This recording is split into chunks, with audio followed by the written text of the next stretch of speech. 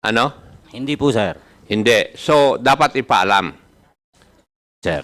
Ito bang operation na ito, pinaalam ninyo sa inyong Chief of Police? Your Honor, after po nung mangyari... Sagutin mo yung tanong ko. Ang tanong ko sa iyo, ito bang operation na sinagawa po ninyo ay ipinaalam mo muna sa iyong Chief of Police bago nyo ginawa yung operation? Importante yun eh. Hindi po, Your Honor. Hindi. So, ibig mong sabihin, ikaw mismo ang lahat ng nagdesisyon na gagawa kayo ng operation laban kay Brian Laresma. Ikaw lahat. Yes, sir. Ikaw ang nag-isip lahat. Kasama po yung mga kasamahan ko na makatanggap po ng information, Your Honor. Hindi, ikaw ang boss eh. Umiiwas ka kaagad eh. Iho. Ikaw ang boss ng DEU. Di ba? Yes, sir. So, ikaw ang dapat nakakaalam lahat ng operation ng DEU, di ba? Yes, sir. As a matter of fact, kasama ka nga sa operation eh. Nandun ka sa area. Tapos sa affidavit mo, gusto mo pang umiwas. Ikaw ang principal, may kasalanan ito. Kasi ikaw ang nag-isip lahat eh. Yung unang istorya na tinunong ni Chairman Abante, ikaw ang gumawa nito. Ang presumption ay ikaw ang gumawa ng istorya na yon. Tama? Yes, sir. Yes. Ikaw ang nagplano. Nung may nangyari, ikaw ang gumawa ng istorya.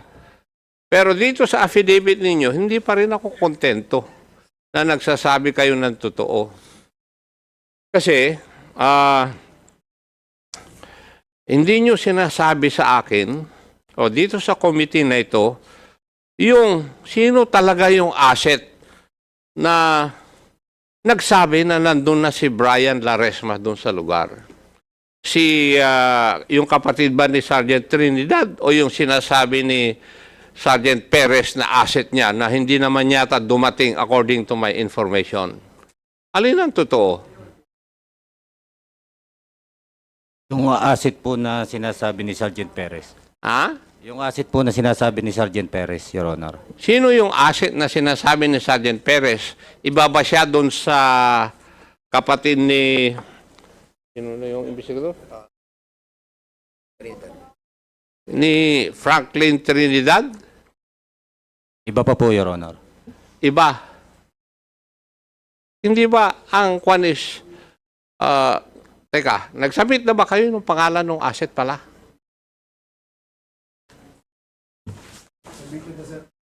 Submitted na po, sir, with the COMSEC. Sir. Yung official siya na asset. Yes, sir.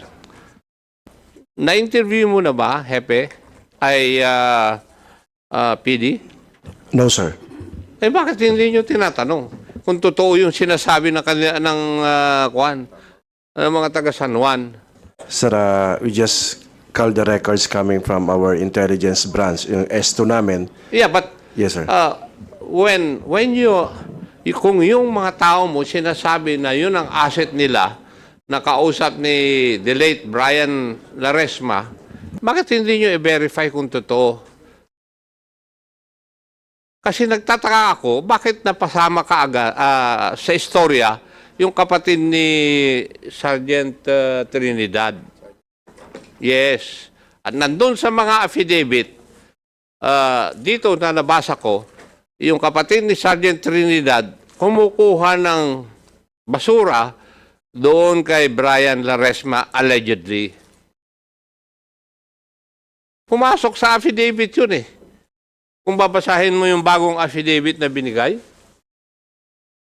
Oh. Kaya ko tinatanong, sino talaga yung asset na ginamit? Kasi ang iniisip ko, yung asset na totoo, hindi dumating. Ang tumawag ang nagsabi na nandun si Brian Larenas ay si Franklin Trinidad. Oh, alin ang totoo? Magsabi kayo ng totoo. Hindi nyo, kulang itong affidavit ninyo eh.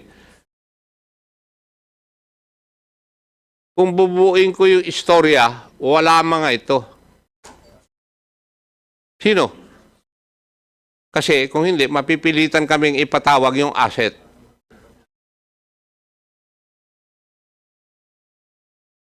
Hindi kayo magsasabi ng totoo? Sergeant Macarig? Sir, yung asset po talaga, bukod po yung kay sa kapatid ni Trinidad, ni Sergeant Trinidad. When you say, kung sinasabi mo bukod doon sa kapatid ni Sergeant Trinidad, anong ibig sabihin? Anong participation ni Franklin Trinidad yan? Hindi naman siya pulis. Bali, sir, nakita nung time na yon na papunta doon yung kapatid ni Sergeant Trinidad na monitor din po niya ng kanyang kapatid. Ikaw Na ito naman, ay iho. kukuha din Ibig po. sabihin, mere coincidence yung sinasabi mo. Nagkataon. Ha? Ganun ba? Di, sir, dahil na-monitor din, sir, nung umaga na nanggaling na, sir, doon. Itong kapatid po ni Sergeant Trinidad ay kaya po pinamonitor uli po namin sa kanya na baka sakaling bumalik ito nung hapon, Your Honor. Okay. Meron pa isang kulang. Anong oras talaga nangyari yung barilan? Humigit kumulang, Your Honor, mga 6:36 po ang gabi.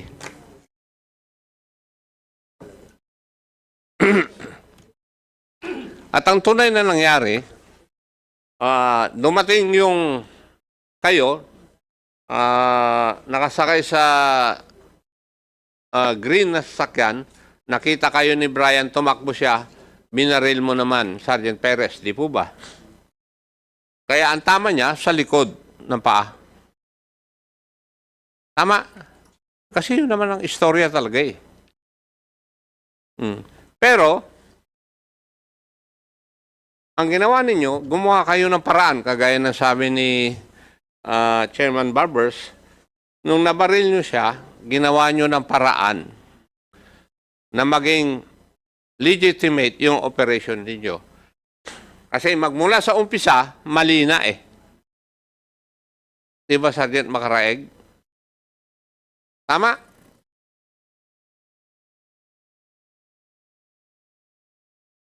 Kaya nagtataka ako, 6:36 din yung pag-receive ng PDEA ng inyong coordination. Paano nangyari yun?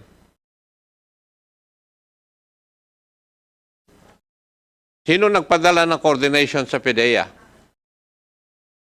Kasi true facts ba yun na PDEA yung coordination nila?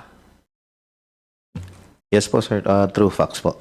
So, eksakto yung oras ng pag-receive po May I ninyo? be corrected, sir? Email po pala. Email. Email. So, eksakto yung oras ng pag-receive. Nandun yung time eh. Yes po, sir. Yes.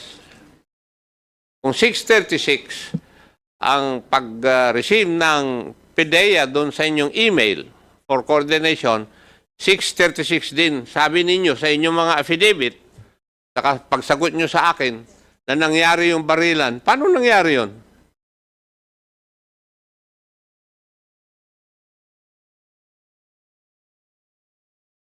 Sino makakasagot po sa aking katanungan? Paano nangyari yun? Kasi yung istorya ninyo, maski sa affidavit ninyo, hindi nga ako naniniwala eh.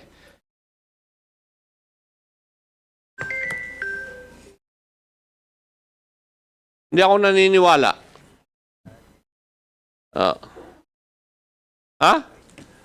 Sabi nyo nung last time, gagawa na kayo ng affidavit na katotohanan ang ilalagay ninyo. Pero hindi pa rin katotohanan yung nilalagay ninyo kasi normal naman yun eh. Naiiwas ninyo yung sarili ninyo. Kasi yun eh normal. Instinct of self-preservation.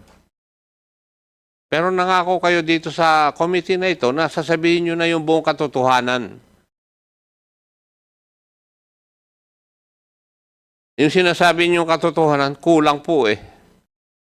Kulang. Hindi pa rin nyo sinasabi yung buong katotohanan. Yun ang nakikita ko dito sa lahat ng affidavit na binigay nyo rito eh.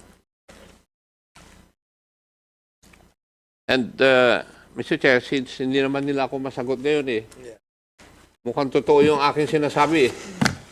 Actually, are you done, Chairman? No, gusto ko Not lang. yet. Okay, go ahead. I'll go to the Chief of Police.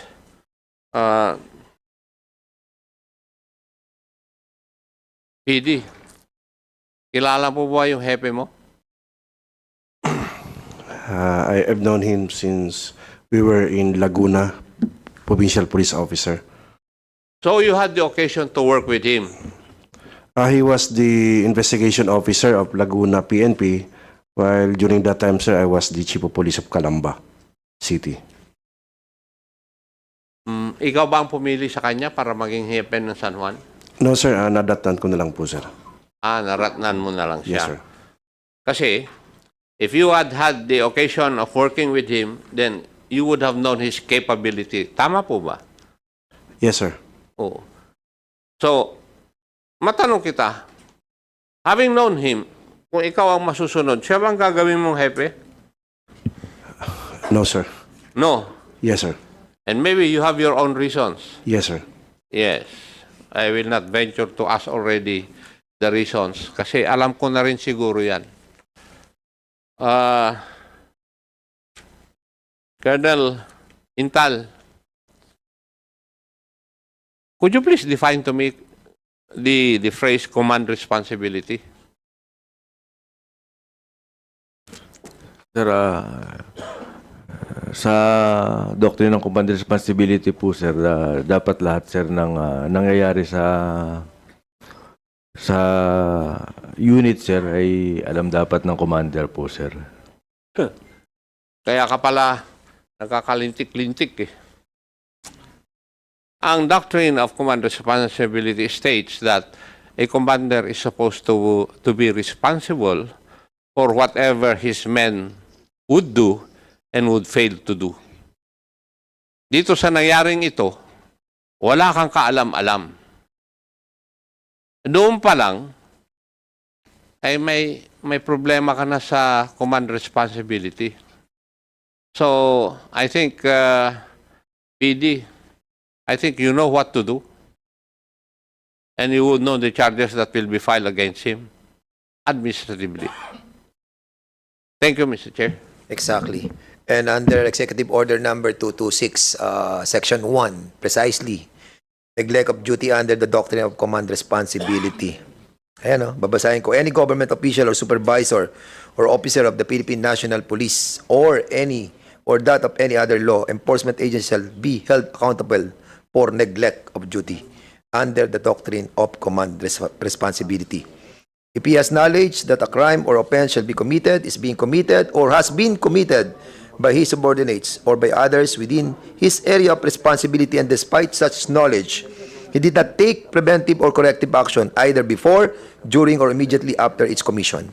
And that's the reason why we have a investigation like this, because we wanted to find out if all the laws and orders that were executed by the different agencies are being implemented. And we haven't seen any wrong with the laws that we have right now. Only that rule governing the transfer of the members of our PNP to their place of where they were born. Yun yung ating tinitingnan ng mga advantage and disadvantages. And would like to direct the PNP, especially Chief PNP Marbil, na sana po ma-consider itong mga ganitong mga klase ng transfer of our PNP. I think it's high time that we have to review that ruling of the PNP. Kasi pag binabasa ko itong Executive Order number 226, saka yung 9165 ba yan? Wala akong masyadong makitang need to be amended. It's more of the implementation of the law. Strict implementation and the guidance of the superior of the areas. Nasa inyo nasa leader nasa hepe, nasa PD, nasa RD. Di ba? Encourage your men to accomplish a lot of things but in a right way. Di ba? Ang sabi ng Presidente, labanan natin, lagi natin labanan ang mali at masama at lagi nating ipagtanggol ang tama at mabuti. So, yun ang sinabi niya. So, lastly, no, dahil mag-start na po yung ating second issue. Andyan po si Congressman Alan Reyes, si Congresswoman Luistro, si Congressman Jojo Lara, and siguro bago natin patapusin, sige, pagbigyan ko lang muna yung mga biktima natin na nandito, no. I think karapat-dapat lamang po na kayo po ay bigyan ng pagkakataon para magkaroon po ng huling pananalita because we are closing this issue. We have already tackled a lot of things, and basically we have found out that there are certain elements of our PNP organization that committed a grave abuse of authority. And I know that the PNP will do their part in order to merit the right penalty. Sige, sa mga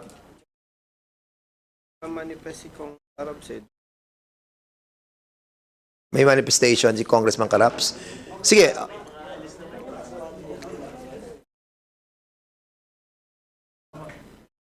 Pwede rin. Sige, sige, bigyan muna natin pagkakataon.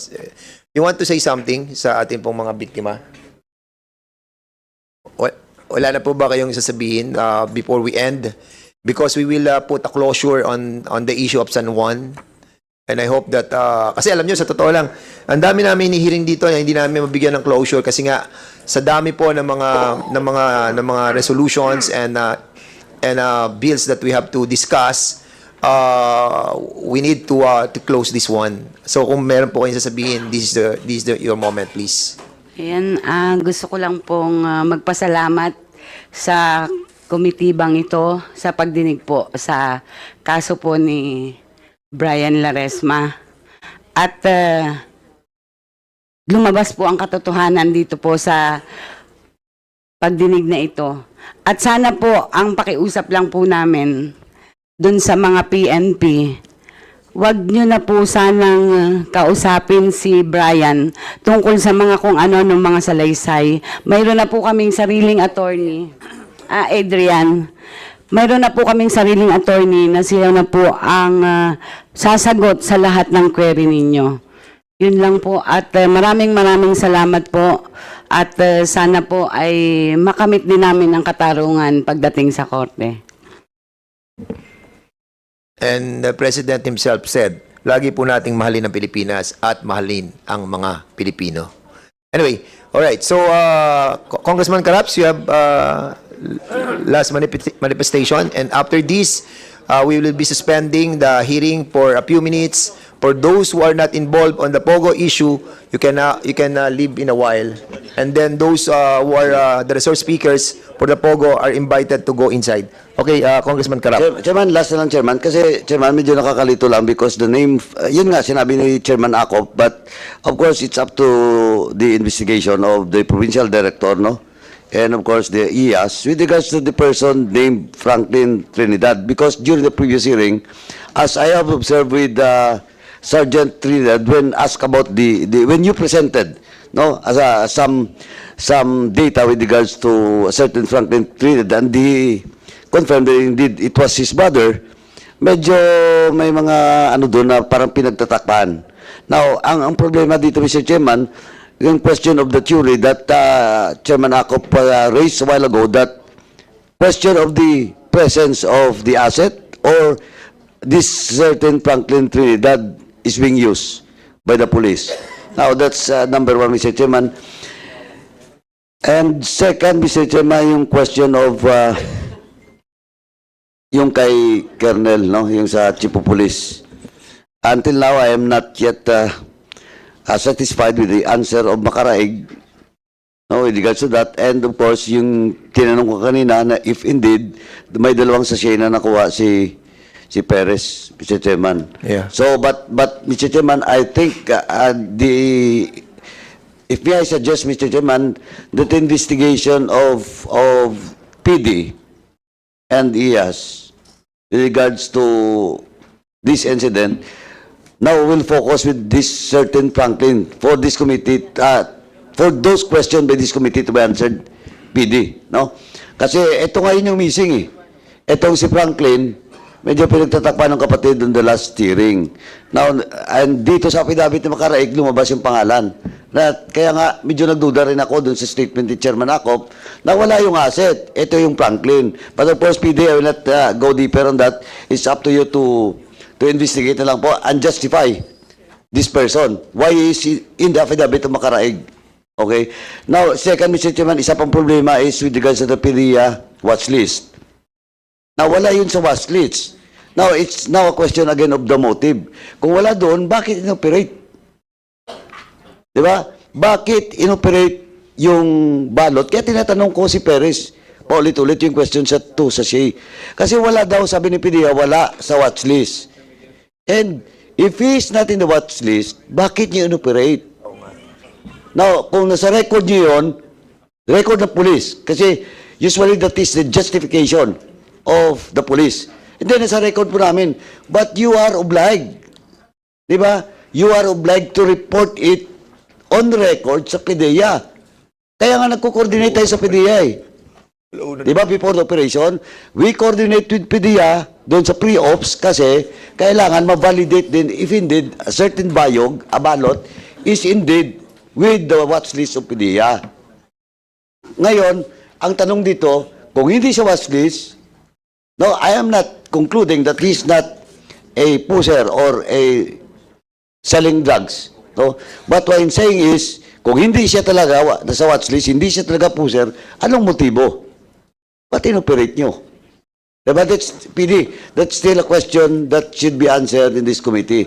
Para po doon sa committee report na gawin namin, especially ang chairman, at least po madetalye namin the involvement of those persons, no? And explanation why Balot was not in the PDEA, still the operative of San Juan Police Station operates Balot.